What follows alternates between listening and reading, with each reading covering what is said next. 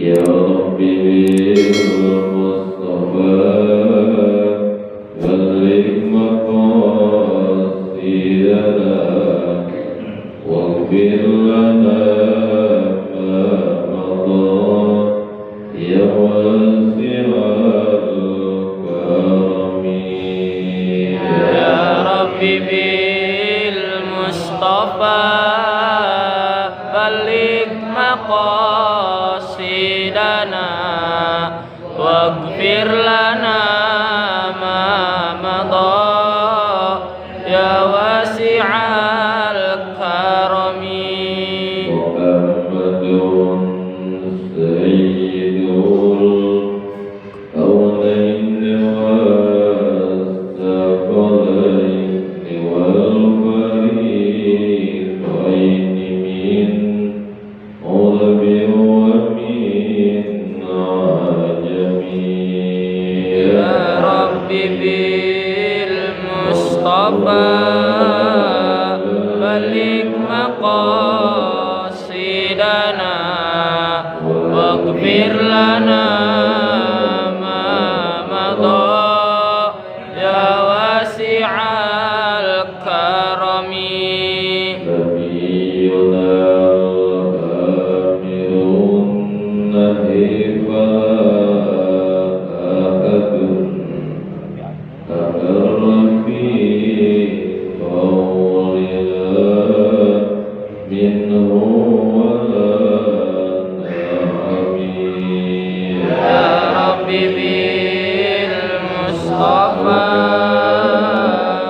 balligh maqasidana waghfir lana ma madha ya wasi'al karami.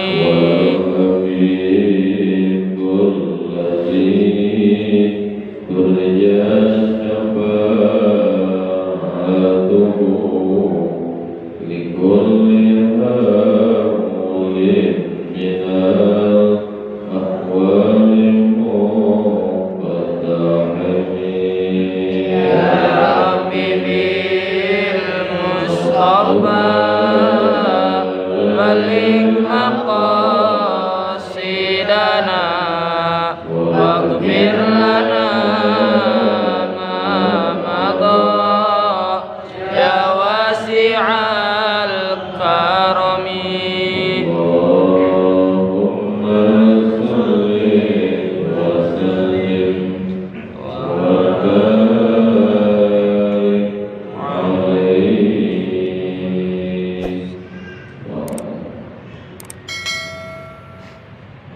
Pada jemaah yang saya hormati, hadis Rasulullah sallallahu alaihi wasallam an Anas bin Malik, sanadnya dari Anas bin Malik radhiyallahu anhu qala qala Rasulullah sallallahu alaihi wasallam, Rasul bersabda, man qala yawmal jumu'ati sab'ina marratan, kata Nabi, siapa orang yang membaca di hari Jumat 70 kali. Siapa orang yang membaca di hari Jumat 70 kali, membacanya di hari Jumat jumlahnya 70 kali. Apa yang dibaca? Allahumma aghnini bi halalika an haramik wa bi fadlika amman siwak. Allahumma aghnini bi halalika an haramik wa bi fadlika amman siwak.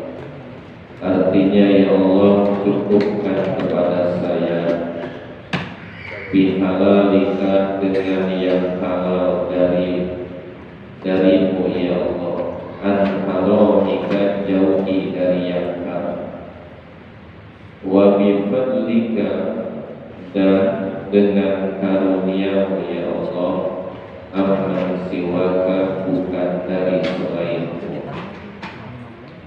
Bacanya Allahumma aghnini bihalalika an haramik wa bifadlika amman siwak, pendek.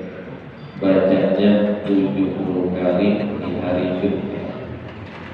Maka kata Nabi, lam tamdi mado yamdi, lam tamdi alaihi jumu'atani, maka tidak akan lewat 2 Jumat, maka tidak akan lewat 2 Jumat atas orang itu, hatta yughniyahumullah, sehingga Allah mencukupkan orang itu.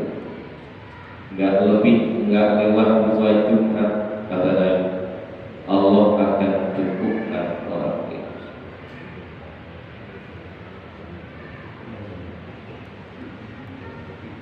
Sudah cukup belum kan? Sudah cukup apa masih kurang? Kali kurang baca itu. Ini yang sampaikan Nabi kita Muhammad sallallahu alaihi wasallam. Wa akhraja Abu Dawud an Abi Sa'id al-Khudri. Kemudian pula hadis Rasulullah sallallahu alaihi wasallam diriwayatkan oleh Imam Abu Dawud, sanadnya dari Abi Sa'id al-Khudri radhiyallahu anhu, ala u'allimuka kalaman idza qultahu azhaballahu ta'ala hammaka wa qada anka dainaka. Ini sudah sebenarnya di yang lalu sudah kelewat, tapi ini kena bahas lagi. Kata Nabi, ala u'allimuka kalam, maukah aku ajarkan kamu akan satu ucapan. Satu ucapan maksudnya adalah doa. Maukah aku ajarkan kepadamu satu doa. Idza qultahu, apabila kamu mengucapkannya, apabila kamu membacanya, azhaballahu ta'ala hammaka, Allah akan menghilangkan, Allah akan hilangkan hammaka, akan kebingungan kamu.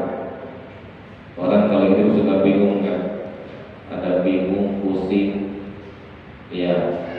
Ada kalau tetangga saya di sana, kalau ketemu orang bilangnya pusing.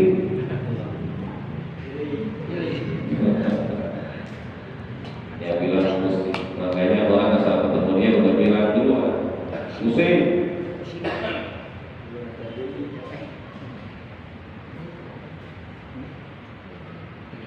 Kalau kamu mengucapkan itu doa, Allah akan menghilangkan kebingungan kamu, kepusingan, kesusahan. Wa qada anka dainaka, dan Allah akan membayarkan hutang.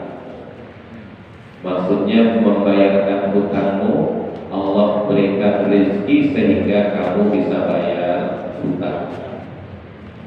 Bukan Allah ngasih bayar ke dia.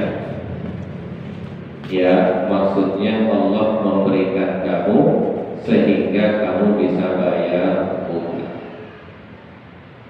Apa itu doanya? Orang yang bingung mah banyak, orang yang punya hutang juga banyak. Kul, ucapkan olehmu idza asbahta wa idza amsayta. Ucapkan oleh kamu ketika kamu berada di waktu pagi, dan ucapkan pula ketika kamu berada di waktu sore. Berarti ucapkan itu doa di pagi dan sore. Pagi sore. Pagi bisa waktu subuh, habis subuh. Kalau sore bisa jadi ba'da maghrib atau ba'da asar. Yang penting sore. Allahumma inni a'udzubika minal hammi wal hazan wa a'udzubika minal ajzi wal kasal wa a'udzubika minal jubni wal bukhli wa a'udzubika min ghalabatid dain wa qahrir rijal. Allahumma inni a'udzubika, ya Allah, aku berlindung kepada minal hammi, daripada bingung, wal hazan, dan sedih, wa a'udzubika minal ajzi wal kasal, dan aku berlindung kepadamu juga, ya Allah, minal ajzi, daripada lemah, wal kasal, dan malas. Malas pada bagus kan, malas bekerja, malas ibadah, malas belajar, malas berpikir, rusak gara-gara malas. Wa a'udzubika minal jubni wal bukhli, dan aku juga berlindung kepadamu, ya Allah, minal jubni, daripada penakut, wal bukhli, dan pelit. Wa a'udzubika min ghalabatid dain, dan aku berlindung kepadamu juga, ya Allah, daripada ghalabatid dain, kelilit utang, wa qahrir rijal, dan digagahi orang. Udah hafal semua? Hafal ya? Dulu pernah ditulis sama Ustaz Safi. Makanya belajar mah bukan cuma sekedar ingin tahu, tapi belajar itu ingin mengamalkannya. Bukan cuma sekedar tahu, tapi juga ingin mengamalkan. Kalau ilmu punya, tahu gak dipakai buat ya, itu yang ada sebuah sirat orang tahu pada, orang ngerti pada, tapi nggak pernah dipakai, nggak pernah diamal. Atau ada orang melakukan pekerjaan sambil nggak tahu, itu juga salah. Orang melakukan ibadah sambil bodoh, sambil nggak tahu, cuma ikut-ikut saja, itu amalnya tidak diterima. Makanya amal itu yang disebut amal soleh adalah amal yang di dalamnya ada cukup syarat yang 4. Amal itu akan menjadi amal soleh, amal baik, apabila tercukupi syarat yang 4. 1. Amal itu dilakukan dengan ilmu. Amal itu dilakukan dengan ilmu, sambil ngerti maksudnya. Dia berwudu, ngerti tentang wudunya. Dia mandi, ngerti dengan cara mandi. Dia sholat, ngerti dengan sholat. Jadi semua ibadah yang dia lakukan sambil ngerti, bukan sambil nggak tahu.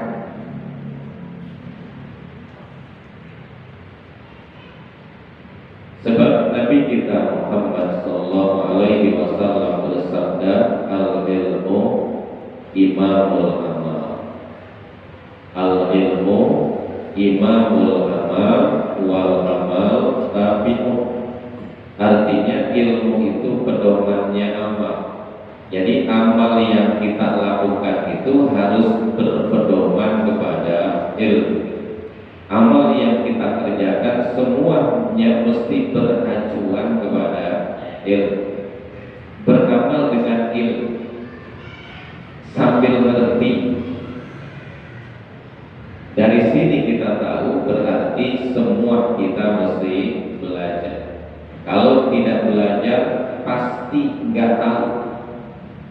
Orang kalau nggak belajar pasti nggak ngerti. Orang kalau nggak belajar pasti nggak bisa. Itu dipastikan. Yang belajar aja belum tentu bisa. Betul. pintar semua? Belum tentu. Di pondoknya tidur dulu, meliwat doa. Yang pondoknya 2 tahun, 3 tahun, 4 tahun, pulang belum tentu pintar tuh. Belum tentu. Apalagi nggak belajar. Jadi mesti belajar. Orang pintar itu nggak ada sejarahnya. Orang pintar nggak ada gurunya, nggak ada sejarahnya. Ada juga orang-orang hebat itu semuanya itu punya guru banyak gurunya. Ya seperti para imam mazhab, para imam mujtahid mutlak, itu rata-rata gurunya banyak. Seperti Imam Syafi'i rahimahullah ta'ala, gurunya luar biasa banyak. Kita belajar, mesti kita belajar itu wajib, karena khawatir ibadah yang kita lakukan tidak diterima oleh Allah Subhanahu wa ta'ala. Ada sebuah ucapan ulama, yaitu Imam Ibnu Ruslan dalam kitab Zubatnya, kata beliau, kullu man bi ghairi ilmin ya'malu a'maluhu mardudatun la tuqbalu fa alimum bi ilmihi lam ya'malan mu'adzabun min qabli ubatil watan. Artinya yang pertama, setiap orang yang beramal, orang yang melakukan satu perbuatan, kita misalnya berwudu, mandi, sholat, dan sebagainya, berbagai macam amalan manusia, tapi melakukannya bi ghairi ilmin, tanpa pengetahuan, sambil tidak tahu, sambil tidak ngerti, maka semua amalnya a'maluhu mardudah, semua amalnya ditolak, la tuqbalu, tidak diterima oleh Allah Subhanahu wa ta'ala. Itu yang pertama. Kita semua berarti mesti belajar. Enggak ada yang pintar tanpa belajar. Kata Nabi, innamal ilmu bitta'allumi wa innamal fiqhu bittafaqquhi. Hanya saja orang punya ilmu dengan belajar. Orang itu paham dengan berusaha memahami. Gimana paham kalau nggak belajar? Bagaimana ngerti kalau dia nggak ngaji? Orang kalau begitu lahir nggak ada yang langsung pintar ngaji. Begitu lahir pasti nggak ngerti apa. Pasti itu bayi kalau lahir nangis, nggak ada yang tertawa. Ada nggak bayi lahir nggak ada kan? Ada juga nangis wah. Itu semua. Begitu lahir ke dunia, nggak ada yang langsung pinter, nggak ada lahir langsung pinter. Tidak. Pasti la ta'lamuna syai'a, pasti nggak bakal tahu apa-apa. Bodoh berarti. Kita pinter harus belajar. Makanya kita mau pinter apa mau bodoh, tinggal tanya kita mau pinter apa mau bodoh. Kalau mau pinter berarti mesti rajin belajar. Mau pinter tapi malas belajar, bisa kan? Ya.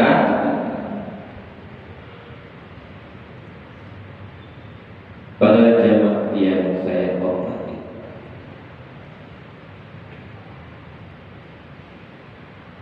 wa akhraja Syaikhani an Abi Hurairah anna Rasulullah sallallahu alaihi wasallam qala. Kemudian hadis Rasulullah sallallahu alaihi wasallam diriwayatkan oleh Imam Bukhari dan Imam Muslim, sanadnya dari Abi Hurairah radhiyallahu anhu. bahwa Rasulullah Shallallahu Alaihi Wasallam bersabda, kata beliau, man qala la ilaha illallah wahdahu la syarika lah, lahul mulk wa lahul hamdu wa huwa ala kulli syai'in qadir. Kada yuhyi wa yumiitunya.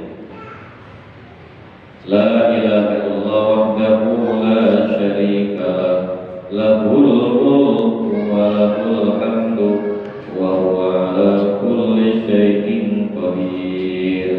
Fi yaumin mi'ata marratin kana lahu adla ashri riqabin wa kutiba lahu mi'atu hasanatin wa muhiyat anhu mi'atu sayyi'atin wa kanat lahu hirzan minasyaitan yawmahu dhalik hatta yumsiya wa lam ya'ti ahadun afdala mimma ja'a illa rajulun 'amila aktsara min. Kata Nabi, siapa orang yang mengucapkan la ilaha illallah wahdahu la syarika lah, lahul mulku wa lahul hamdu wa huwa ala kulli syai'in qadir, seperti kita baca di sholat. Kalau kita di sholat ada tambahannya yuhyi wa yumiitu. Ada juga yang tambahannya ada begini, yuhyi wa yumiitu wa huwa hayyun daimun la yamut. Jadi banyak. Kalau ini cuma begini, la ilaha illallah wahdahu la syarika lah, lahul mulku wa lahul hamdu wa huwa ala kulli syai'in qadir. Kata Nabi, baca itu, bacanya 100 kali dalam sehari. 100 kali dalam sehari. Banyak kan 100 kali? Banyak apa? 100 kali. Yang malas mau banyak, yang rajin mah dikit. 100 kali bacanya dalam sehari, maka kanat lahu adalah asri riqabin, maka itu yang dibaca tadi la ilaha illallah wahdahu la syarikalah sampai akhirnya, itu yang dibaca itu, bacaan itu pahalanya sebanding dengan memerdekakan 10 budak. Sebanding pahalanya dengan memerdekakan 10 budak. Memerdekakan budak itu pahalanya besar, walaupun satu. Di zaman Nabi kita Muhammad Sallallahu Alaihi Wasallam ada perbudak.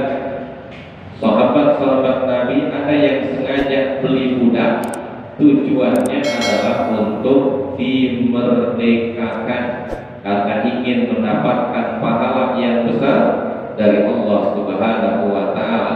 Nah, dalam hadis ini dijelaskan kalau orang baca la ilaha illallah wahdahu la syarikalah, lahul mulku wa lahul hamdu wa huwa ala kulli syai'in qadir, bacanya 100 kali dalam sehari, itu pahalanya sebanding dengan memerdekakan 10 budak.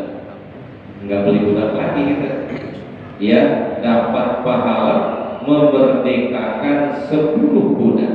Selain itu masih ada tambahannya, ada plusnya, kutiba lahu mi'atu hasanatin, maka orang itu dicatat mendapat 100 kebaikan. Selain itu wa muhiyat anhu mi'atu hasanatin, dan orang itu dihapuskan 100 kejelekannya. Wa kanat lahu hirzan minasyaiton yaumahu, dan juga itu bacaan tadi menjadi benteng daripada gangguan setan di hari itu. Jadi gak bakal terganggu setan, gitu maksudnya. Orang itu tidak bakal terganggu oleh setan karena kanat lahu hirzan minasyaiton hatta yumsiya, sehingga sore. Kalau bacanya pagi. Walam yati ahadun afdala mimma jaa. Tidak ada seseorang yang melakukan satu amal lebih afdol, lebih utama daripada yang melakukan itu, kecuali orang yang melakukan lebih banyak dari itu lagi. Maksudnya tidak ada amalan orang lain yang lebih utama daripada orang yang baca itu 100 kali baca la ilaha illallah wahdahu la syarika lah. Tidak ada yang lebih utama amalan orang lain dibanding dengan amalannya, kecuali orang lain membaca itu juga lebih banyak dari dia. Kalau dia bacanya tadi sehari 100, orang lain bacanya 200, bagusan yang baca 200. Kalau misalnya dia bacanya 100, yang lain 1000, berarti yang 1000 lebih baik daripada yang 100. Al-ujrah ya biqadril masyaqah. Upah itu, pahala itu tergantung kesulitannya. Kayak kita melakukan sholat 2 rakaat dibandingkan dengan sholat 4 rakaat, pahalanya gedean. Gedean yang 4 rakaat, kenapa? Karena yang 4 rakaat lebih berat. Orang yang sholatnya sambil berdiri dibanding dengan sambil duduk, ini pasti pahalanya lebih berat, pahalanya lebih besar yang berdiri ketimbang yang duduk. Maksudnya kalau sama-sama sehat. Misalnya gini, sholat wajib itu tidak sah orang sholat kalau nggak berdiri, kalau dia masih kuat berdiri. Orang mampu berdiri, sholat 5 waktu tidak sah dilakukan tanpa berdiri, karena berdiri salah satu rukun sholat. Betul? Kita kuat nih masih berdiri, kita sholatnya malas amat ya, mau duduk aja lah. Kayak orang-orang yang nggak bisa berdiri dong, sholatnya mau duduk saja, maka itu sholat tidak sah. Kalau sholat wajib.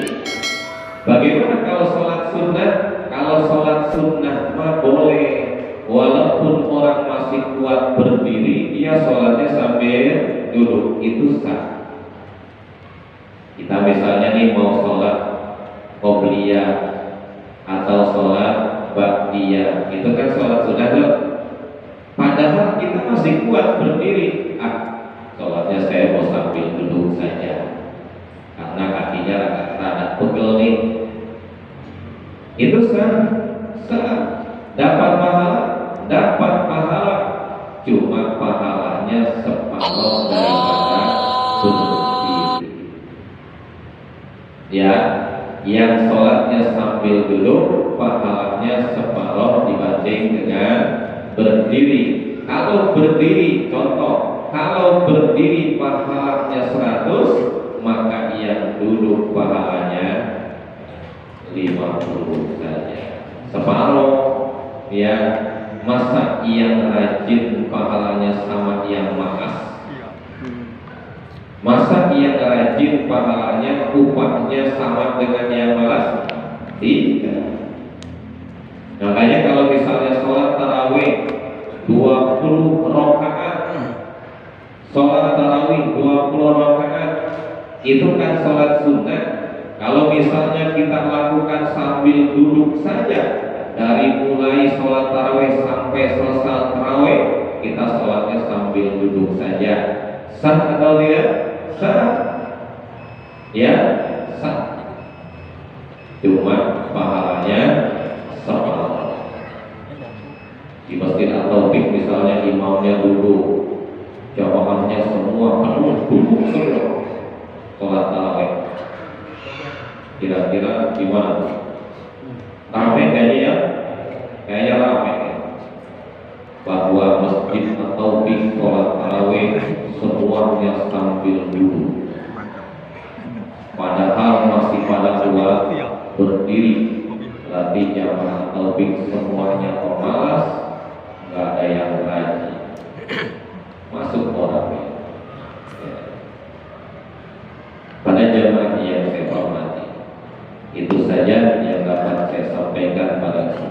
ini. Mudah-mudahan apa yang saya sampaikan bermanfaat buat kita semua, dan mohon maaf apabila ada kesalahan dan kekurangan. Terima kasih atas segala perhatian. Ada Allah wa iyyakum ajma'in. Wassalamualaikum warahmatullahi wabarakatuh.